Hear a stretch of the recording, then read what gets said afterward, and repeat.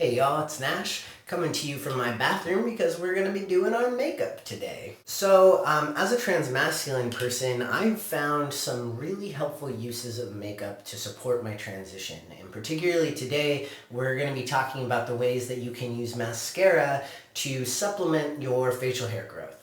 I think a lot of transmasculine folks haven't considered the ways that makeup can really support your transition and some of your physical attributes because of femphobia, really. Because makeup is associated with feminine presentation, I think a lot of FDM or masculine presenting folks don't give it a second thought about the option of using makeup to support your gender presentation. So I have found that using mascara to thicken and darken some of my facial hair that has come in, right? Like this is for folks who do have hair in places, but it's still kind of peach fuzzy. Maybe it's still really light colored or it's not thick and coarse yet. And the ways that mascara can help thicken and darken it like mascara does for eyelashes. So the mascara that I'm using is Maybelline Great Lash. When I was at the store really struggling to pick out mascaras, and I had like 5 different bottles in my hand, and I was like, well, what about this one? What about this one? There was this femme walking by who was like, let me help. You look lost, you look clueless, which I am. And this person was like, Great Lash, it's like the holy grail. You need to go with that one. And I went with the waterproof kind because, as you imagine, like when somebody has mascara on and they're crying and it's running down their face, right? Like mascara runs, and you don't want that happening with your beard. So it might look a little strange when you're sweating or when you're swimming or, you know, however else you might get your beard wet. So I got a brown color. I have brown hair, so that works for me. This may be a technique that is more difficult to do for folks who are blonde or who have hair that isn't going to match a commonly found mascara color. I'm going to show you how I apply the mascara because it's not totally straightforward. Okay, first things first is you want a really, really dry brush. And so when you first pull it out of the canister, it's like sopping with the mascara ink. And so I start off by rubbing it off on the bottle, the top of the bottle. So I'm like turning the wand and just getting a lot of those little goobers off. Once you've done that quite a bit, you want to get it even drier, and I tend to use a piece of paper. And so what you can do is you just rub it off on the piece of paper, keep turning it until you get a pretty light color like over here versus these globs over here. And once you have your dry brush, then you can start in. You want to use a really light hand. You don't want the brush to touch your skin because it's going to leave streaks on your skin and it's not going to have the realistic look that you're looking for. You just want to very lightly brush the tops of the hairs, and you'll be able to get them over time. You're just going to have to go over it several times in a row.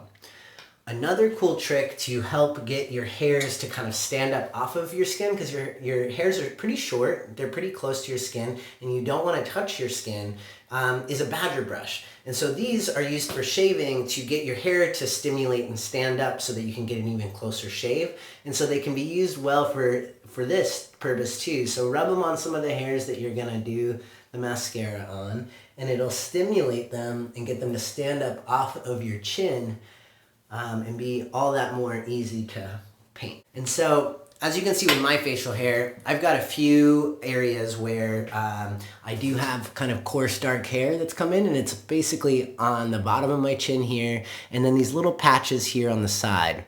Unfortunately, my sideburns don't connect to where my hair ends on either side. I have these little bald patches, and then I have these little bald patches in here. And now they're not totally bald. I have hair growing there. It's just really light colored and thin. And so you can't even see it. Like from where you're looking, it doesn't even look like I have a mustache, but I do actually have mustache hairs, and I do actually have hairs in these spots. And I think over time they probably will come in. My facial hair has just really started to come in much more heavily over the last few months. I'm 2.5 years on T.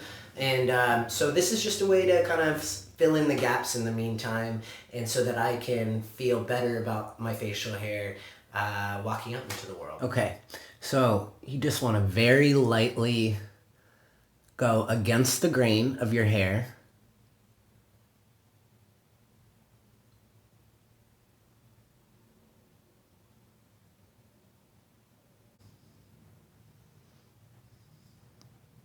So you can see that I've now darkened the hairs that were there that just didn't look dark and thick.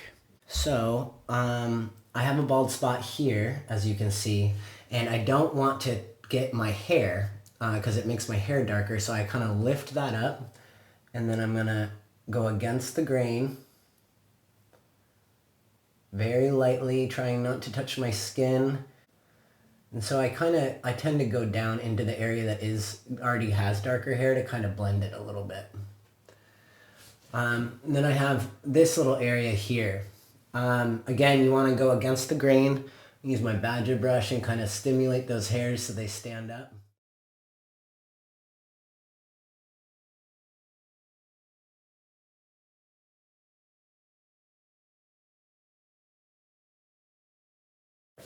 Do the same thing on this side.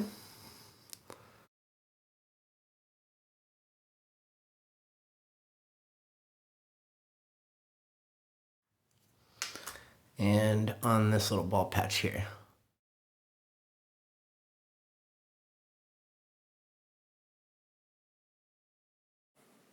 Okay, that's what I'm looking like now. The mustache, I think, is the hardest part because unlike the beard, if your beard looks anything like mine, where there is already some naturally thick and dark hairs, and you're just really kind of filling in the gaps, it looks more realistic, the parts that are colored with the mascara, whereas your mustache really kind of stands alone. So the key is a really dry brush, and try to really try hard with a soft hand not to touch your skin underneath with the brush. All right, so this is what that looks like.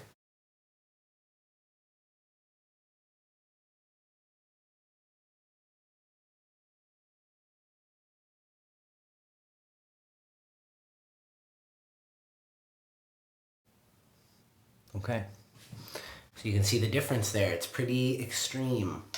Because I do have hairs there. They're just really light and thin. So I'm going to finish up, and then I want to talk to you about fixing things if they are clumpy or if you do get a streak on your skin. Okay, if you do accidentally get some ink on your skin, and that can look like kind of like the 3 or 4 lines streak from the brush, or even just like a glop of it on your skin that leaves a mark, and you want to get rid of that, don't use your fingers to smudge it because it's just going to smear all of it. First of all, wait until it's dry. Give yourself a couple minutes and the mascara will dry, and you'll be a lot less likely to mess up a part that looks good when you're trying to correct the thing that's messed up. Other tip is don't use your fingers to get in there unless you have good nails, like longer nails. Then you can, if you have let's say a hair that's extra thick with stuff and the others, and it looks odd because it's a lot thicker than everything else, you can take your fingernails and pinch the hair at the base and pull up and kind of squeegee off the extra stuff. Or you can pick at some of the spots, but only if you have pretty long nails. If you don't, like me, I just cut my nails yesterday, I use a piece of paper. And what you can do is you can just kind of pick at the little spot under the hair with the corner of the paper. And just, if it's a streak, you can just kind of rub it off. Same here. So you can kind of stand back and see if there's any spots that stand out to you as extra dark or something like that. So this is what the final result looks like. Obviously, all my hairs that I do have are now thicker and darker, and I think look pretty realistic.